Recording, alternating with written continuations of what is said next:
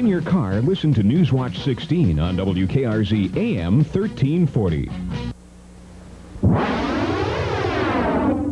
Proud to serve northeastern and central Pennsylvania. This is WNEP 16, the news station.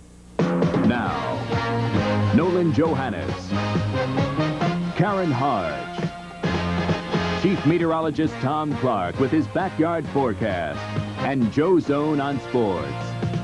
This is the Newswatch 16 update. Our state may soon have more power to enforce clean drinking water laws. Right now, it's up to the federal government to do that. But today, the State House passed legislation that would give the responsibility to the state DER. The bill now goes back to the Senate for another vote since the House added some amendments to it. Now, if the bill becomes law, DER would be able to order water suppliers to take certain actions in cases like the geodiasis outbreaks in Luzerne and Lackawanna counties. 12,500 people who had been in the geodiasis-affected area no longer have to worry about getting the disease from their water. Today, officials announced that customers of the Keystone Water Company, which serves the Abington section of Lackawanna County, don't have to boil their drinking water anymore. And by the end of the week, some 85,000 PG&W customers may get the okay to start drinking their tap water again. NEP reporter Bob Costantini found out how the people in the Abingtons feel about having the water boil advisory lifted. Keystone Water Company gets about 1/3 of its supply from PG&W. The rest comes from wells. With the lifting of the water boil advisory, it's a happy night for people in this Clark Summit pub. Malcolm Ferguson orders a glass of water. Pleases me immensely. If you're going to pay the prices for water that we have to pay here, it seems nice that we can have water that is pure enough to drink. No more fear of geodiasis means giving up some hassles the manager here won't miss. Bringing ice in and canned soda, and a lot of inconvenience was for the bartenders. You know, we're used to the soda gun, and now that the cans we don't have to use, we're saving money that way too. So now the taps are back on and the kitchen isn't cluttered with pots for boiling drinking water. Yes, life in this suburban area can get back to normal. As you might expect, all of the homeowners here in the Clark Summit Abingtons area are happy that the water boiling advisory has been lifted. However, we did find one family that still refuses to drink out of the tap. Susan Dapsis says she and her Clark Summit family will keep getting well water from a friend. It tastes better than the water we were getting before, and we feel safe drinking it. We know we're not going to get any contamination from any cysts. Well, everything isn't back to normal. Bob Costantini, Newswatch 16, Clark Summit. And a reminder for residents in Chinchilla tonight, you are still in the boil advisory and should be boiling all drinking water, along with other PG&W water customers in Lackawanna and Luzerne counties who have been boiling tap water. Coming up, money to move out. Plus, switching tracks to get business rolling in Lackawanna County. The story of the Carbondale connection when we come back. Skycam 16 is everywhere. They're on the right track in Lackawanna County, or at least county officials hope so. They've stopped a rail line from being torn up for good. And as Newswatch 16's Kathi Belich reports, that should get the economy's wheels rolling faster. This stretch of track you're seeing from Skycam 16 connects Scranton to Carbondale. It's owned by D&H Railroad, which was ready to tear up the abandoned tracks. But officials from Carbondale, Scranton, and the county weren't going to allow that to happen. So they've convinced D&H to lease the right-of-way of the tracks for a nominal fee to be announced, but probably close to $1. We're going to be able to have keep the industrial development line for Carbondale open, and we're going to be able to have passenger service on a track between Carbondale and Scranton. Officials say the commuter service may start in a year, but keeping the industrial line open from Carbondale down the line was of utmost importance to that city's mayor, Charlotte Morrow, who pushed hard for this move. Mayor Morrow says unemployment is one of the biggest problems plaguing Carbondale. Last year, the unemployment figure was around 14% here, and she feels that saving the D&H tracks from here to Scranton will roll down the jobless rate. One of the reasons is she's working on bringing a new industry to town that needs the use of a railroad, and one that could bring 1,000 new jobs to the people of the city, adding to the other industries already in operation here. With the railroad there, we might be able to get this industry to come into Carbondale, which will probably be about 1,000 jobs to our city. And this would be a great boost in the right direction. This abandoned line will be replaced with newer tracks and could be ready for freight runs in a couple of months. Kathi Belich, Newswatch 16, Lackawanna County. Newer homes are now on the minds of some Centralia residents. That's because the state today received a check in Washington from the federal government for almost $39 million, and that's almost all of the $42 million Centralia will get from the Office of Surface Mining for the relocation of those residents who want to move away from the 22-year-old underground mine fire. Most Centralia residents voted last summer to move out of the Columbia County town that you see here from Skycam 16. Still ahead, Joe Zone, with all the high school semifinals. But first, meteorologist Tom Clark will be heading outside to tell us if we may be getting any snow. How about it, Tom? Well, Nolan, excitement is building in the Channel 16 Weather Center. A big storm is on the way, and with it, plenty of precipitation. I'll have my prognostication when we come back.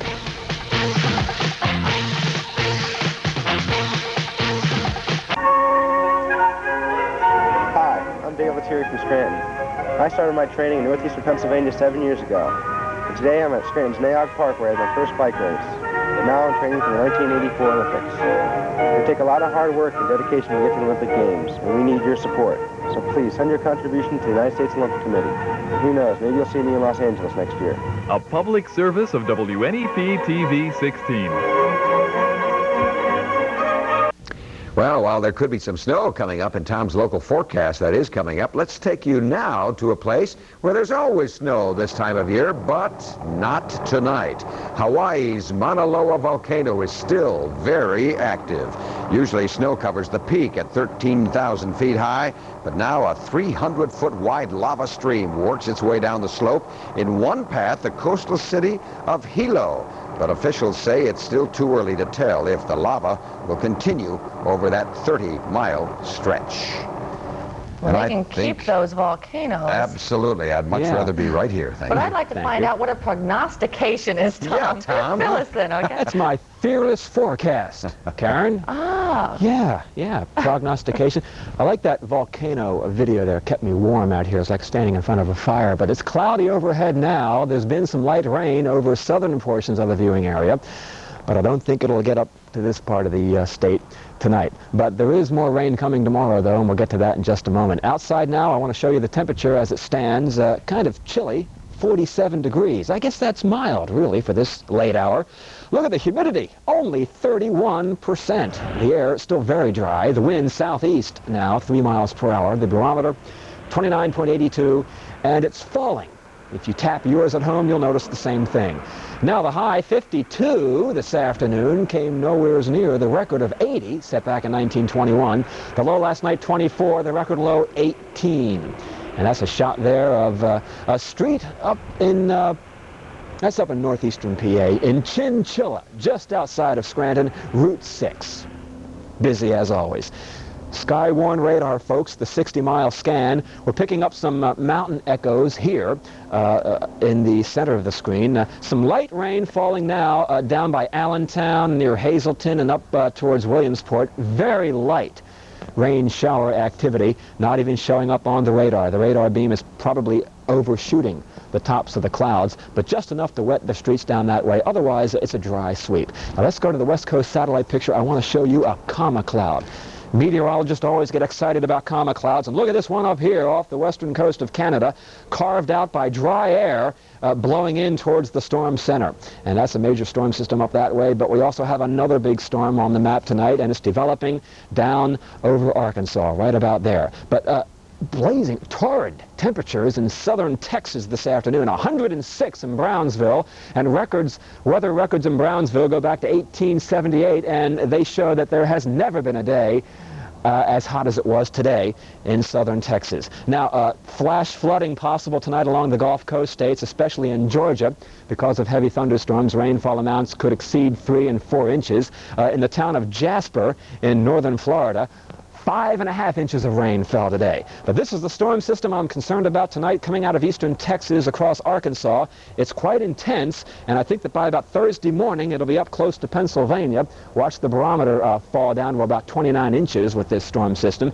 It'll bring a variety of precipitation, including rain, snow, and a lot of cold wind heading into tomorrow night and Thursday as well. Now, cloudy for the morning rush hour, a dry start. The rain in the southern portions of the viewing area now, moving quickly to the east. 33 in Towanda, about 34 in Montdale, 34 also, the low tonight in Glen Lyon, 37 in Minersville, about 36 out in DuBois Town. Now, tomorrow, some rain will develop probably around noontime. Could mix with some wet snow, but I do not expect any significant accumulation of snow tomorrow, maybe an inch or so in the mountains in the northern tier counties. The wind will pick up in the afternoon and tomorrow night. Readings getting up to near 40, about 44 in Jim Thorpe and Shamokin. Your Health Watch reflecting the unsettled weather tomorrow. Sunrise and sunset coming up 5:54 and 6:24 in the p.m. Cloudy tonight, the rain coming in tomorrow, possibly some wet snow, a strong easterly wind tomorrow night into Thursday, rain on Thursday as well, and then even a better chance for some snow behind this storm system as colder air comes in on Thursday afternoon and night, cold Friday, partly sunny on Saturday. So a break from the nice weather coming. Yeah. Thanks for all the good news. Thanks. Okay, Tom. Coming up, digging out those crazy skiers. Plus, all the highlights from every game involving our area high school teams. Joe Zone on the 16 Sports Screen next. You ought to get out this fall and tour a United Way member agency in your community. From the very young to the very old, United Way serves thousands of your friends and neighbors each year. Visit an agency and see your United Way contribution at work and give generously cause, thanks to you, it works for all of us. The United Way. Call your United Way today. Well, let's find out if the millionaires are feeling like a million tonight. Guess what? We're televising a state championship game Saturday night. 8 o'clock here on 16. I'll tell you more about it in a second. But we got a bunch of winners tonight, so let's go to the board and check it out.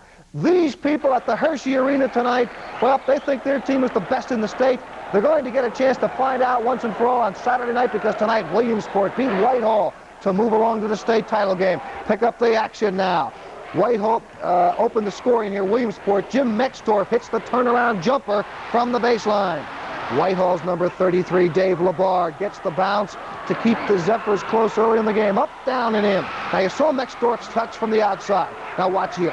Peter White steals. He's going to go the length of the court. He's got himself a layup, but it's off the rim. There's Mexdorf. Bang! He's got himself a slam. Now, Seth Birch hits from the corner right here to keep the Millionaires close all game. Whitehall goes back door. Number 33, Labar, to 23, Jeff Bushkirk for the layup. Peter White comes back, hits the 18-footer for Williamsport, and then Mark Graves, you've seen him before. He's got himself a short jumper. Williamsport goes on to stretch an 8-point halftime lead to a 24-point win. They win it tonight, 60-36. They're going to the state championship, 8 o'clock on Saturday night. We'll be televising that state title game Saturday night, 8 o'clock. It's live here on 16. You know, we very much wanted to show you the Northwest second straight shot at the state title, but it's a 3:30 Friday afternoon game. That makes it impossible. The Rangers in Allentown tonight against Morrisville. Watch 42, Jeff Brombley get the Rangers on the board. Alley-oop pass, Kevin Ustott to Jeff Stieber, cuts the lead to 3 points. Watch that. Stieber blocks. Nice pass to Rich Mazzocchi. Dwirl, layup. Rangers are up by 1. Back and forth all game. Morrisville's Jerry Toney from 22 feet right there. Then Morrisville's Mike Brejwick shoots and misses, but Dwayne Johnson follows. The Bulldogs are up by 3 here. They go up by 7 at halftime. They're leading by 14 when Johnson makes it a point right here. But then Rich Mazzocchi, number 10, fight for loose ball and scores. Look at that off the glass. They're down by 14. They come back. Scott Miner, nice pass to Stieber. It's good in the foul. Northwest from 14 down and wins tonight, 69-67. That Class A title game is set for Friday afternoon, 3:30 at the Hershey Arena. We'll have the highlights. Another area team, 2 of them in the Class of AAA semis tonight. Bishop Hoban in against Allentown Central Catholic. Bishop Hoban in the white, number 30, Tony Caffrey, who's in for the layup for the game's first basket, and then John Palmer for Central Catholic. Still for Central, Neil Boyle finds John Palmer. He hits from the outside. And again, Central Catholic, number 43, Dave Rumpilla, gives it to Mike Repos under the basket, and he puts it in. Then for Bishop Hoban, Paul Andreyko, nice shot from the top of the key. Here it comes. He's been such a key this year. Central Catholic's number 41. Joe Damuber puts it up. He's got himself 2 points. Hoban's Tony Caffrey misses, but teammate Steve Cook gets the rebound and adds 2 more. What a close game this one is.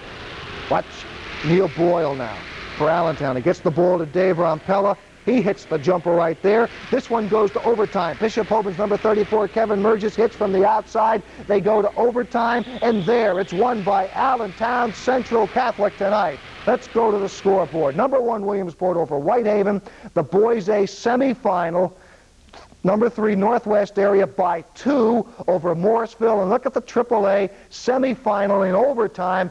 Bishop Hoban's spectacular season comes to an end, but Allentown Central Catholics continues. Class A semis tonight. Martz Hall, Shenandoah versus Marion Catholic. Now this is the girls' action. Marion in the blue, 35. Diane Decker gets the rebound, puts it in, and she had 17 points for the top ranked in the state, Marion Phillies. Again, Marion with the ball, 33. Maura Hydro struggles a bit. She's got the shot, 2 of her 34 points. For Shenandoah, watch number 20, Virginia Akowitz. She gets it from Annie Jivodowski. She hits from the outside, 2 points there. Marion again, and Decker. She's been a key all year. She's going to hit inside. Nice move. Gets the pass, and she scores. Shenandoah, Sharon Makesmith passes to Tina Dover. She hits from under the basket. But this one is all Marion. They win it 71-37. They've got a state title date starting Saturday. Make that Friday at 2 o'clock. The playoffs, by the way, continue tomorrow night. Class AA boy, Lord's Regional against Stallone Catholic. Class AA girls, Pine Grove versus Trinity. That's the wrap-up for all the semifinals. NBA, let's check the scoreboard. Atlanta and Boston, both winners. Elsewhere, New York and Cleveland won their games tonight. San Antonio and Detroit, and a couple of late things. Strange thing today, Larry Farmer resigned as head basketball coach at UCLA. Strange because just 2 days ago, Farmer accepted a new 2-year extension. Thought about it, said he just couldn't make the commitment, and so Walt Hazard takes over. The Phillies, how about the trade they made today? Remember Gary Matthews? Well, remember him as a Chicago Cub, because today Matthews traded to the Cubs. That's right, Matthews bobbed in here, relief pitcher Porfirio Altamirano, traded to the Cubs for reliever Bill Campbell and rookie catcher Mike Diaz. You figure it out, because I can't. That's all of it. Give tonight your best shot, and I'll see you. I ran out of stuff, and boy, there was so much action. Congratulations to all of our winners tonight. Right. Friday and Saturday, the big day. Thanks, Tim. Thanks. Newswatch 16 heads out on the Pennsylvania Road next with Mike Stevens. Tonight, a story that points to the adage, they don't make them like they used to. Stay with us.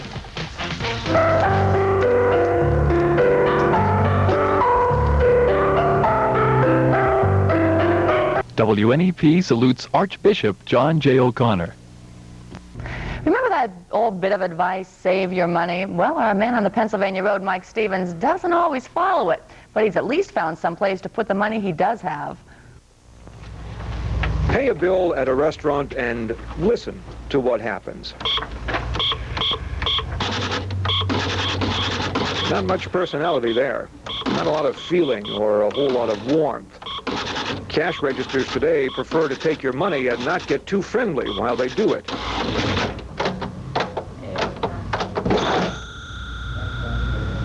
Back around the turn of the century, we had cash registers you could really get to like. Machines made of finely cast metal. Why, it was almost a pleasure to pay your bill just to get a close look and watch them work. When they were building these, they were had some pride in their work, you know. And they were still building quality, really. Harrison Tressler has poked and pried at these registers for a lot of years now. It's interesting what he's found in them. He's found money, of course, $41 once. He also found that mice liked it in here. When you think about it, that makes a lot of sense. If they left their cash drawer open at night, you know, in the stores, they had any mice in there, they'd go in there and And then, of course, they'd stay in there on the daytime. They'd come back out when they opened the door at night, you know. But they had all big nests built in here, nothing to find them. A lot of nests in there, you know. That made their home. Made some good homes for them. But the machine kept right on working. Now, a merchant buying one of these around 1900 or so didn't consider he was setting up housing for mice. No, he was thinking he'd finally made it, that he could have one of these nice things to take in money.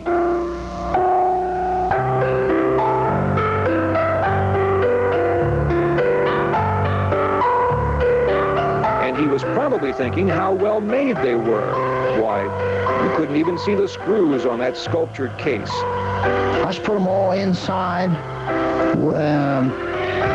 and make the outside of the case nice and smooth and more desirable, more attractive, beautiful. It's really, if you only could see inside how they designed those screws that holds that case together, it's beautiful. These boys took pride in their job, and they were mechanics.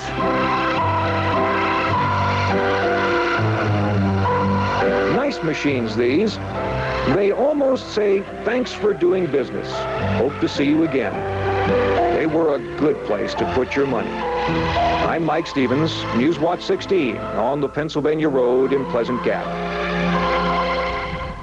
And that is Newswatch 16 for Monday. Tonight on the update, we'll find out what the lifting of the boil advisory means to the people in the Abingtons. And since it's Tuesday, we're going to say thanks for being with us. Enjoy your evening.